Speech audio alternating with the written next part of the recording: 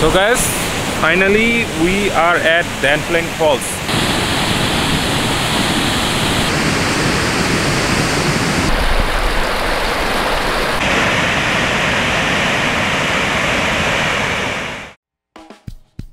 মেঘালয়ের চেরাপুঞ্জি এক্সপ্লোরেশনের প্রথম দিন আজকে। গত এপিসোডে আপনারা দেখেছিলেন আমরা গিয়েছিলাম ওয়াকাবা ফলসে, আর এই এপিসোডে দেখবেন Dainthlen ফলস। Dainthlen ফলস যাওয়ার জন্য যে রাস্তাটাতে ঢুকতে হয় সেটা হচ্ছে সাই-ই মিকা রোড, এবং এই রোডের আশপাশের ল্যান্ডস্কেপটা শুধু একটু দেখেন। এখানে হোমস্টে আর রিসোর্টের অভাব নেই। চেরাপুঞ্জি আসলে কিন্তু চাইলে এখানে থাকতে পারেন। আর এই মুহূর্তে আশপাশের পুরো এলাকা মেঘে ঢেকে গেছে, যার কারণে দূরের সৌন্দর্যটা আপনারা দেখতে পাচ্ছেন না। তো সমস্যা নাই, আমরা ব্যাক করার সময় মেঘ একটু কম ছিল, তখন দেখাবো এই এলাকাটা আসলে কতটা সুন্দর।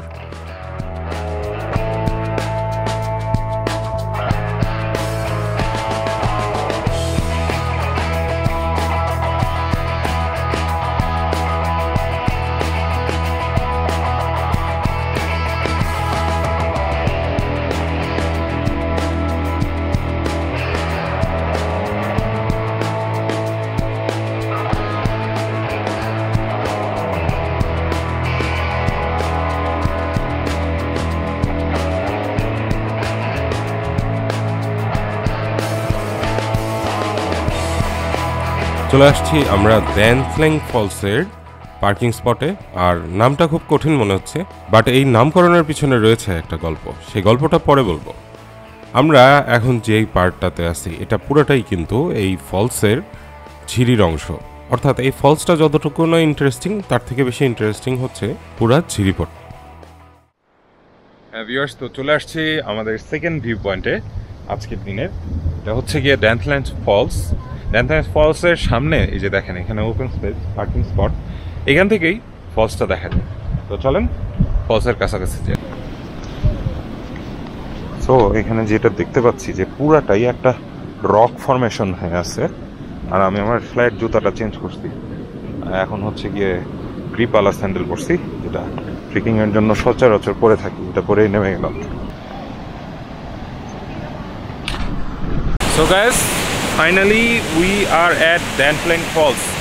Just have a look. এই ঝর্ণাটা অনেক জোস এবং অনেক চওড়া। এই মানে এই পুরো এলাকাটা হচ্ছে গিয়ে পাথরের, এই ঝিরিপথের মধ্যেই পড়ে। এবং সবচেয়ে ভালো জিনিস হচ্ছে এখানে রেলিং দেওয়া আছে, নইলে এখানে পর্যটকদের এই একটা ভুল স্টেপ খুব বড় ধরনের দুর্ঘটনার কারণ হয়ে যেত। তো যাই হোক, এই হচ্ছে গিয়ে Dainthlen ফলস, যেটা কিনা ওয়াই সাওদং-এর আগে পড়ে।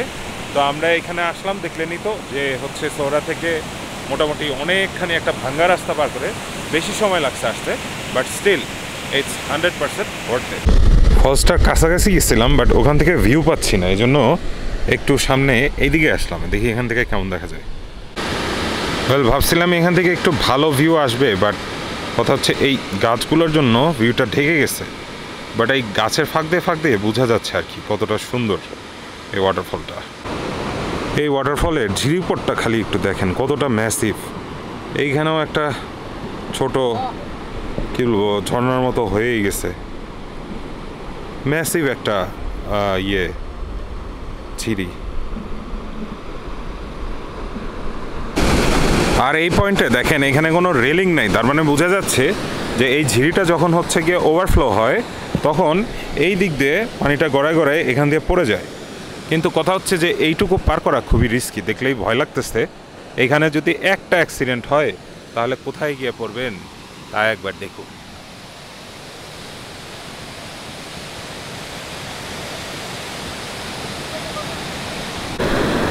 খুব বুঝে শুনে সাবধানে চলতে হবে এখানে ভিউয়ার্স। কিছু কিছু জায়গা গর্ত, কিছু কিছু জায়গা পিছলা। এখন কথা হচ্ছে যে সাবধানতা সর্বদা অবলম্বন করুন ট্রাভেলিংয়ের সময়।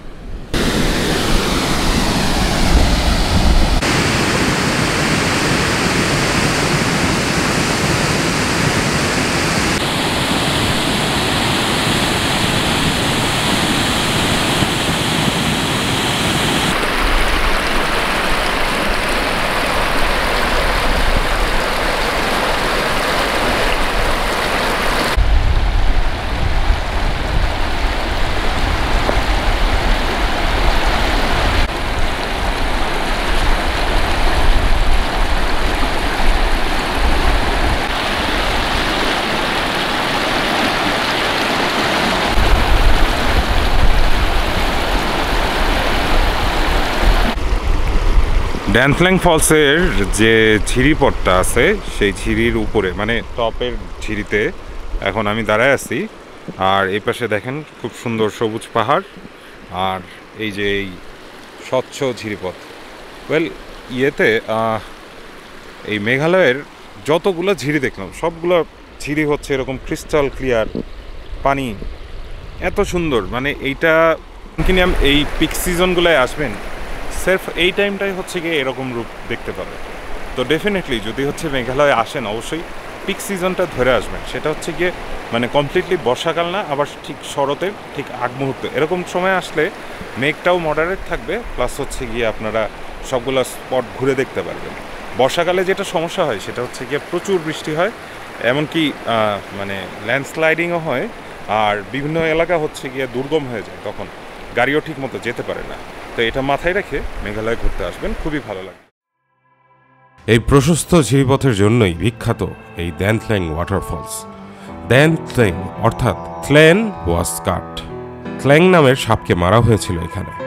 খুব ভালো করে খেয়াল করলে আপনারাও দেখতে পাবেন এই ঝিরিপথটা আসলে সাপের শরীরের মতোই আঁকাবাঁকা। লেজেন্ড যেটা বলে সেটা হচ্ছে গিয়ে তখনকার মানুষ অর্থনৈতিকভাবে অগ্রসর হতে গেলে খুব নিন্দনীয় একটি কাজ করত। একটা মানুষ স্যাক্রিফাইস করত ইউথলেন নামের এক ডিমনিক সাপের সামনে।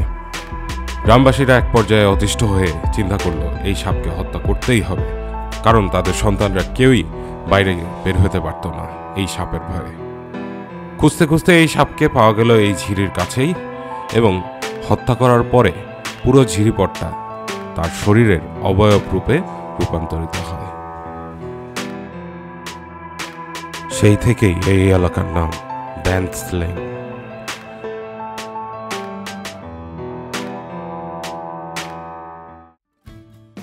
নামটা যেটাই হোক আমাদের জন্য কিন্তু উচ্চারণ করা কঠিন।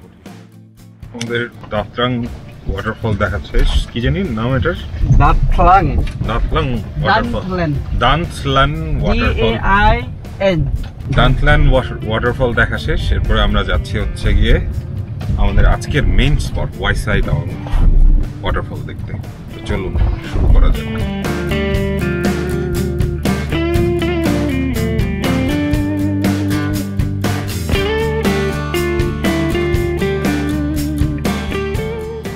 এই মুহূর্তে আমরা রাস্তা দিয়ে যাচ্ছিলাম ওয়াই সাওদং এর দিকে, আর ড্যানথলেং ওয়াটারফলে এটা ইউনিক একটা ভিউ পেলাম এখান থেকে। যান, গো।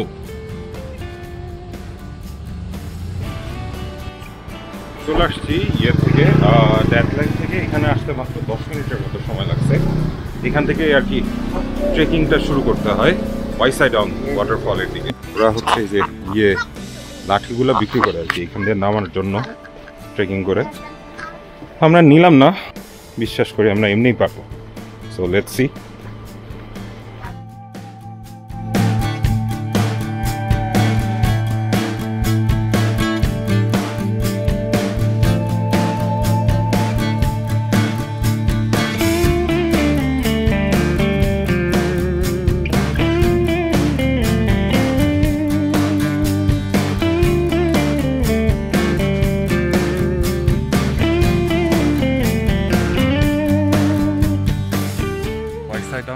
নামার সিঁড়িগুলো একটু খেয়াল করেন, প্রত্যেকটা সিঁড়ির একদম সিমেট্রিক্যাল। এই জিনিসটা আসলে হচ্ছে গিয়ে আজকে আমার মুড ভালো হওয়ার কারণ হচ্ছে গিয়ে ট্রেকিংয়ের সময় উল্টাপাল্টা সিঁড়ি, ভুল স্টেপ, এই জিনিসগুলো হচ্ছে খুব প্যারা দেয় পায়ের উপরে।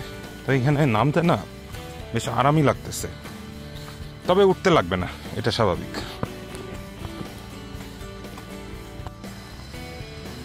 সুন্দর রাস্তা, শেষ হচ্ছে না দেখে কিন্তু ভালো লাগতেছে, বুঝলেন?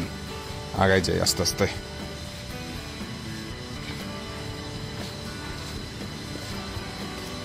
তো এই রাস্তাটা দিয়ে নামার পরে এখানে দুইটা রাস্তা ওপেন হয়। তো এখানে একটা মার্কিং দেওয়া আছে, এদিকে বাম সাইডে হচ্ছে একটা ভিউ পয়েন্ট, আর এদিকে হচ্ছে মনে হয় ফলসের নিচ পর্যন্ত যাওয়া যাবে, ছিঁড়িটা পর্যন্ত। তো ভিউ পয়েন্টের দিকেই আগাই।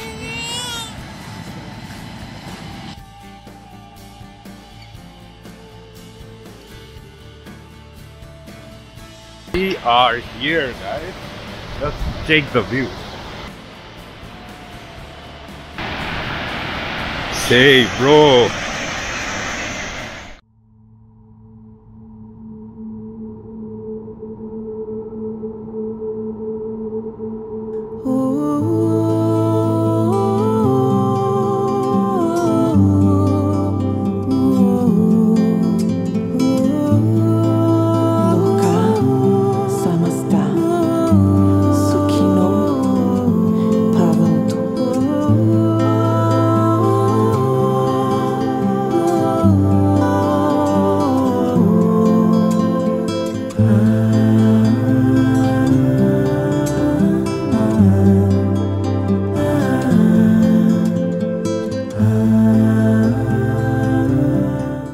কি ভিউয়ার্স, এই ওয়াই সাইডং ওয়াটারফলটা কেমন লাগলো বলেন?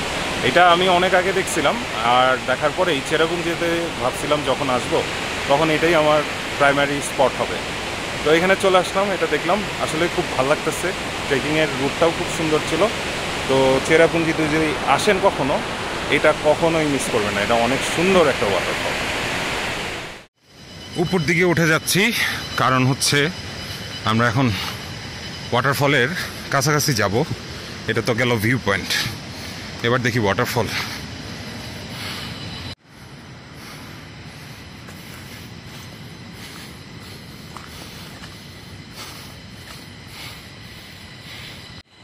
এখান থেকে শুরু হলো এই খাড়া সিঁড়িগুলা, এবং এগুলো অনেক পেইনফুল, অ্যাজ ইউ নো। এক একটার হাইট এক এক রকম।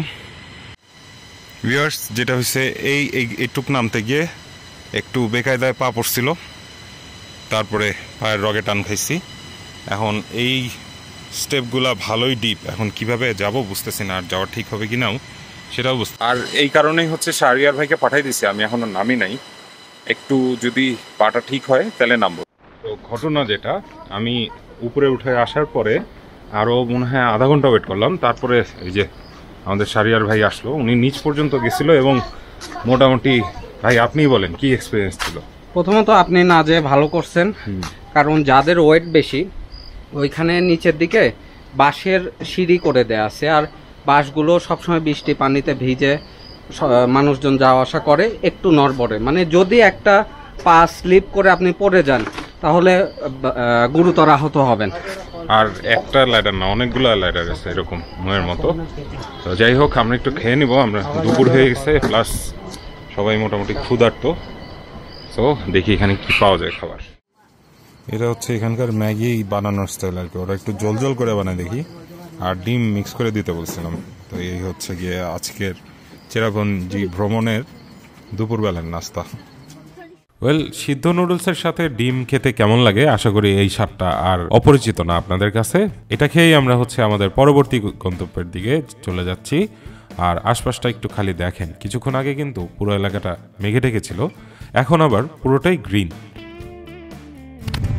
যে চেরাপুঞ্জি আসলে এরকম রাস্তার আশপাশে হাজারো এরকম ওয়াটারফল দেখা যায়, যেগুলোর কোনো নামও নাই। আমাদের ড্রাইভারকে জিজ্ঞেস করছি যে এইটা কি ফলস, উনি বলছে রাস্তা কা ফলস। চলেন যাই সামনে আগে। আজকের এপিসোডটা যেহেতু একটু লেন্দি হয়ে যাচ্ছে, এজন্য পরবর্তী ডেস্টিনেশনের ভিডিওটা নেক্সট এপিসোডে দেখতে পাবেন। তো ততদিন সবাই ভালো থাকুন, আল্লাহ হাফেজ।